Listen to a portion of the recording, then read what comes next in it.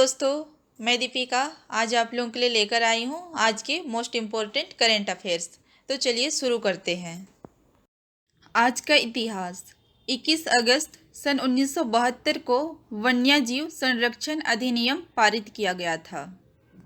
जानवरों पर हो रहे अत्याचार को रोकने के लिए भारत सरकार ने वर्ष 1972 में भारतीय वन्यजीव संरक्षण अधिनियम पारित किया था। इसका मकसद वन्यजीवों के अवैध शिकार, मांस और खाल के व्यापार पर रोक लगाना था। 21 अगस्त को विश्व वरिष्ठ नागरिक दिवस के रूप में मनाया जाता है। इसका उद्देश्य वरिष्ठ नागरिकों की परिस्थितियों के बारे में जागरूक उत्पन्न करना तथा उनकी सहायता करना है। इस दिवस की शुरुआत पूर्व अमेरिकी राष्ट्रपति रोनाल्ड रीगन ने सन 1988 से की थी। आगे बढ़ने से पहले यदि आप हमारे चैनल पर नए आए हैं तो प्लीज़ चैनल को सब्सक्राइब कर दें और बेल आइकन को प्रेस करना ना भूलें ताकि हमारे सभी वीडियोस का नोटिफिकेशन सबसे पहले आपको मिले। और यदि हमारा वीडियो पसंद आए तो लाइक, कमेंट और शेयर जरूर करें। तो चलिए देखते हैं आज का पहला क्वेश्चन। किस राज्य की पुलिस ने एक संकल्प बुजुर्गों के नाम अभियान की शुरुआत की? उत्तर होगा मध्य प्रदेश। मध्य प्रदेश में कोरोना संक्रमण के बीच छतरपुर पुलिस द्वारा एक अनूठा अभियान चलाया जा रहा है। एक संकल्प बुजुर्गों के नाम अर्थात बड़ों के लिए प्रतिबद्धता। इस अभियान के तहत पुलिस बुजुर्गों के खान पान से लेकर उनके स्वास्थ्य तक का भी ध्यान रखती है। यह महाअभियान वैश्विक महामारी कोविड-19 के दौरान घरों में अकेले रहने वाले बुजुर्गों के लिए वरदान साबित हुआ है। नेक्स्ट, दुनिया का पहला विश्व सौर प्रौद्योगिकी शिखर सम्मेलन कब आयोजित किया जाएगा? उत्तर होगा 8 सितंबर। इस शिखर सम्मेलन का उद्देश्य ऊर्जा को सस्ती बनाने के लिए चुनौतियों का समाधान करने के लिए दुनिया के वैज्ञानिकों और इंजीनियरों को एक साथ लाना है। अंतर्राष्ट्रीय सौर संघ की सौर परियोजनाओं के वित्त पोषण के लिए 15 अरब डॉलर की अधिकृत पूंजी के साथ विश्व सौर बैंक गठित करने की योजना है। भारत ने 2022 तक 1 लाख मेगावाट सौर ऊर्जा उत्पादन क्षमता का लक्ष्य रखा है। ISA का उद्देश्य है संयुक्त प्रयासों से सौर ऊर्जा उत्पादन के लिए आवश्यक उपकरण व तकनीकी की लागत को कम करना है और कर्क रेखा व मकर रेखा के बीच 121 से अधिक सूर्य ताप प्राप्त करने वाले देशों को सौर ऊर्जा उत्पादन करने के लिए प्रोत्साहित करना है। नेक्स्ट, किस देश की नौसेना का युद्धक जहाज संग्राम गोवा पहुंचा? उत्तर होगा बांग्लादेश। नेक्स्ट, केंद्रीय पर्यावरण मंत्रालय ने किस शहर को शहरी वन योजना के लिए चुना है? उत्तर होगा ईटानगर। नेक्स्ट, सन ग्लासेस निर्माता कंपनी ओएकले ने किसे अपना नया ब्रांड एम्बेसडर बनाया है? उत्तर होगा Rohit Sharma. Sports sun glasses brand Oakley ने अगले 2 सालों के लिए भारतीय क्रिकेटर रोहित शर्मा को अपना नया ब्रांड एम्बेसडर चुना है। रोहित शर्मा ने ओएकले कंपनी के लिए नए पेटेंट प्रेज तकनीकी से लेंस आईवीआर ग्लासेस का प्रचार करेंगे। इसी के साथ अब वह विराट कोहली, युवराज सिंह एवं मिलिंद सोमन के साथ ओएकले ब्रांड के प्रमोशन की सेलिब्रिटीज में शामिल हो गए हैं। नेक्स्ट है, किस भारतीय पहलवान को राजीव गांधी खेल रत्न पुरस्कार 2020 के लिए चुना गया है? उत्तर होगा विनेश फोगट। भारत के सर्वोच्च खेल सम्मान राजीव गांधी खेल रत्न पुरस्कार के लिए एशियाई खेलों के स्वर्ण पदक विजेता पहलवान विनेश फोगट का नाम चुना गया है। राजीव गांधी खेल रत्न पुरस्कार भारत का खेल जगत में दिया जाने वाला सर्वोच्च सम्मान है। इस सम्मान का नाम पूर्व प्रधानमंत्री राजीव गांधी के नाम पर रखा गया था। यह सम्मान सन 1991-92 ईस्वी में शुरू किया गया था। इसका उद्देश्य है खिलाड़ियों को सम्मानित कर उनकी प्रतिष्ठा बढ़ाना है ताकि वे समाज में और अधिक सम्मान प्राप्त कर सके। इस सम्मान में एक पदक, एक प्रमाण पत्र और 7.5 लाख राशि प्रदान की जाती। नेक्स्ट, स्वदेशी माइक्रो प्रोसेसर चैलेंज की शुरुआत किसने की? उत्तर होगा केंद्रीय मंत्री रविशंकर प्रसाद। भारत के इलेक्ट्रॉनिक और सूचना प्रौद्योगिकी मंत्री रविशंकर प्रसाद ने आत्मनिर्भर भारत के लिए स्वदेशी micro processor challenge innovated solution का शुभारंभ किया है।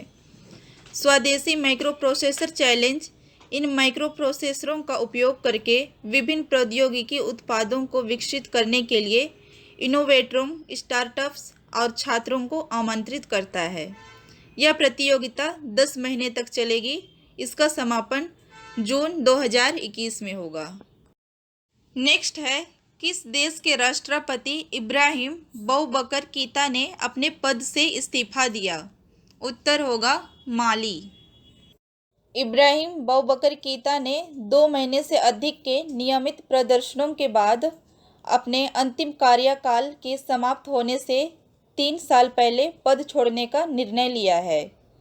इतना ही नहीं, देश में एक अप्रत्याशित घटनाक्रम में विद्रोही सैनिकों ने उनके आवास का घेराव किया और हवा में गोलीबारी करते हुए उन्हें और प्रधानमंत्री बौबोवू सिस्से को बंधक बना लिया है। माली पश्चिमी अफ्रीका का 8वां सबसे बड़ा देश है। इसकी राजधानी बमाको। नेक्स्ट है, रसेल किर्श का निधन हुआ। वे एक प्रसिद्ध क्या थे? उत्तर होगा कंप्यूटर वैज्ञानिक।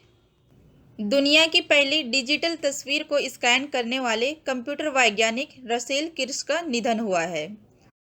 उन्होंने सर्वप्रथम कंप्यूटर से अपने बेटे की 2x2 इंच की छोटी black and white digital image बनाई थी। इन्होंने ही पिक्सल का आविष्कार किया था। साथ ही दुनिया का पहला programmable computer standard eastern automatic computer का भी आविष्कार इन्होंने ही किया था, जो वर्तमान में अमेरिका के राष्ट्रीय मानक ब्यूरो के वैज्ञानिकों द्वारा काम में लिया जा रहा है। नेक्स्ट है, भारत के चुनाव आयोग पद से किसने इस्तीफा दिया? उत्तर होगा अशोक लवासा। भारत के चुनाव आयुक्त प्रमुख अशोक लवासा ने अपने पद से इस्तीफा दिया है। अशोक लवासा हरियाणा कैडर के 1980 बैच के IAS अधिकारी हैं, जिन्होंने वर्ष 2018 में भारत के चुनाव आयुक्त के रूप में पदभार संभाला था।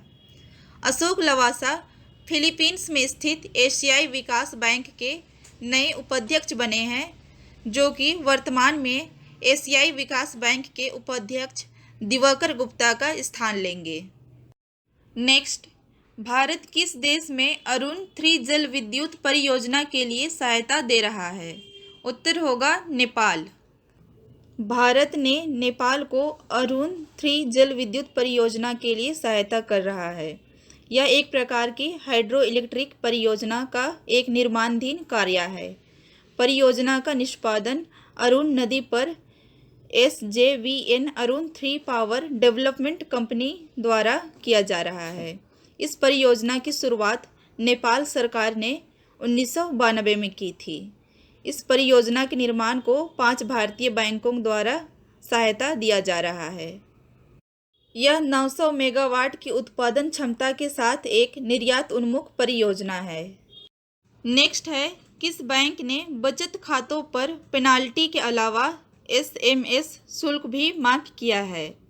उत्तर होगा भारतीय स्टेट बैंक।